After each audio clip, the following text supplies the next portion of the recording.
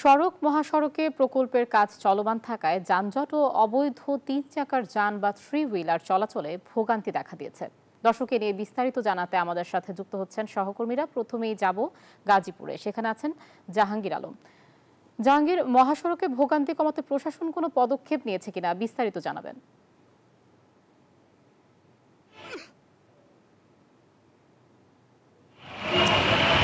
আয়শা, আমি এখন রয়েছি গাজীপুরের চান্দনা চৌরাস্তা এলাকায়। আসলে বিআরটি প্রকল্পের যে কাজ, সেই কাজ কিন্তু দীর্ঘ এক যুগ পেরিয়ে গেলেও কিন্তু এখন পর্যন্ত সেই কাজ চলমান থাকায় গাজীপুর দিয়ে যে যারা চলাচল করে ঢাকা টাঙ্গাইল এবং ঢাকা ময়মনসিংহ যে মহাসড়ক রয়েছে, সেই মহাসড়কে কিন্তু চরম ভোগান্তিতে পড়ে যাত্রীরা। আমি যদি একটু দেখাই যে বেলা বাড়ার সাথে সাথে কিন্তু সিএনজি, অটোরিকশা, বাস সেগুলো কিন্তু আসলে যানজট বেড়েই চলছে এবং এই যানজট কিন্তু লেগেই থাকে এবং সাধারণ যারা যাত্রী রয়েছে, দূরপাল্লার যারা যাত্রী রয়েছে, তাদের কিন্তু অনেক ভোগান্তিতে পড়তে হয়। অনেক সময় দেখা যায় 1 ঘন্টার রাস্তা 3 ঘন্টা যেতে তাদের কিন্তু সময় লাগে। আমি যদি একটু দেখাই যে এখন পর্যন্ত কিন্তু মহাসড়কগুলোতে যানজটে কিন্তু পড়ে আছে এবং সাধারণ যাত্রীরাও কিন্তু ভোগান্তির সৃষ্টি হয়েছে। আমি যদি একটু বলি যে গাজীপুরে যে আইনশৃঙ্খলা বাহিনী রয়েছে বা ট্রাফিক রয়েছে, তারা কিন্তু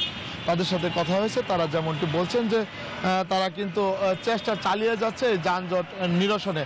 আসলে থ্রি হুইলার, সিএনজি এবং লোকাল বাস এবং দূরপাল্লার বাস সকল কিছু মিলিয়ে এবং বিআরটি প্রকল্পের যে মহাসড়ক রয়েছে সেইগুলোর কাজ চলমান থাকা, এই সকল কিছু মিলিয়ে কিন্তু আসলে গাজীপুরের চিত্রটা যদি বলি যে যানজটে কিন্তু তীব্র যানজটে কিন্তু সাধারণ যাত্রীদেরকে পড়তে হয় এবং আইনশৃঙ্খলা বাহিনী যারা রয়েছে তারা কিন্তু বলছেন যে তারা কিন্তু যানজট নিরসন করার জন্য তারা কিন্তু চেষ্টা চালিয়ে যায়। তো তারপরেও কিন্তু গাজীপুরের যে চিত্র আমি যদি একটু দেখাই যে যানজট কিন্তু লেগেই থাকে।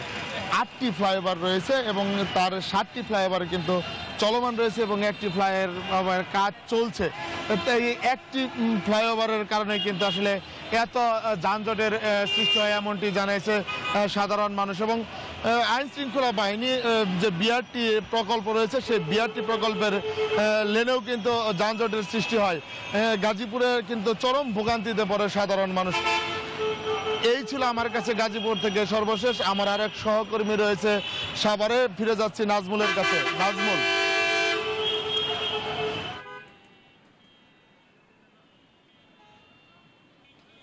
জাহাঙ্গীর, আপনাকে ধন্যবাদ। আপনি যেমনটি গাজীপুর থেকে জানাচ্ছিলেন, এই মুহূর্তে রয়েছি ঢাকা আরিচা মহাসড়কের গ্যান্ডাতে এবং আমরা জানেন যে এই সড়কে গুরুত্বপূর্ণ একটি সড়ক। এই সড়ক কিন্তু এখন যে যানজটের যে নাকাল, সেটা হচ্ছে এই যে অবৈধ থ্রি হুইলার যে অটো রয়েছে, সেই অটো রিক্সা এবং পাশাপাশি কিন্তু যে এই জাতীয় সড়কে ঢাকা আরিচা মহাসড়ক, নবীনগর চন্ডা মহাসড়ক, এছাড়াও বাইপেল আবদুল্লাপুর মহাসড়ক, এই সড়কে কিন্তু যে উন্নয়নের কাজ হচ্ছে, এই সড়কে কিন্তু দীর্ঘ যানজট এবং ঘন্টার পর ঘন্টা যানজট হচ্ছে। এবং আমরা যদি এই যে যেখানে দাঁড়িয়ে আছি, এই সড়কে এখন কিন্তু যে থ্রি হুইলার অর্থাৎ অটোরিকশা এবং অবৈধ যেসব যানবাহন রয়েছে, সেসব যানবাহনের কারণে কিন্তু মূলত এই সড়কে তীব্র যানজট এবং একের পর এক কিন্তু আসলে যানজট হচ্ছে এই শুধু অবৈধ অটোরিকশার কারণে। এবং এখানকার যে প্রশাসন, সেই প্রশাসন দায়িত্বহীনতার পরিচয় দিচ্ছে। অর্থাৎ মহাসড়কে কিন্তু এই যে অটোগুলি রয়েছে, অবৈধ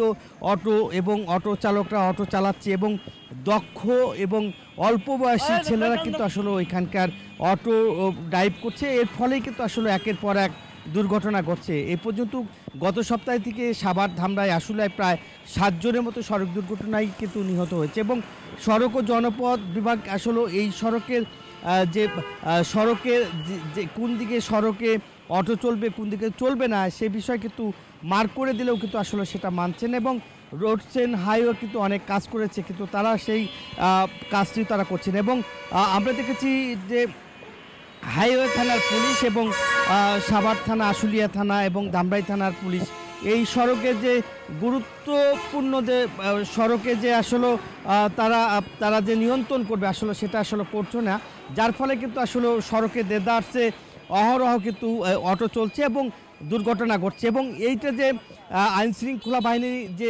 আইনশৃঙ্খলা বাহিনীতে কাজ করবে, সেটা কিন্তু আসলে দেখা যাচ্ছে না। এবং হাইওয়ে থানার আমরা কথা বলেছি, তারা বলছে যে অটোরিকশা নিয়ে যদি কথা বলি তারা তাদের উপর আক্রমণ করে বলেই আসলে তারা নিয়ন্ত্রণ করতে পারছে না। এই ছিল আমার কাছে ঢাকার ইচ্ছা মহাসড়কের সর্বশেষ।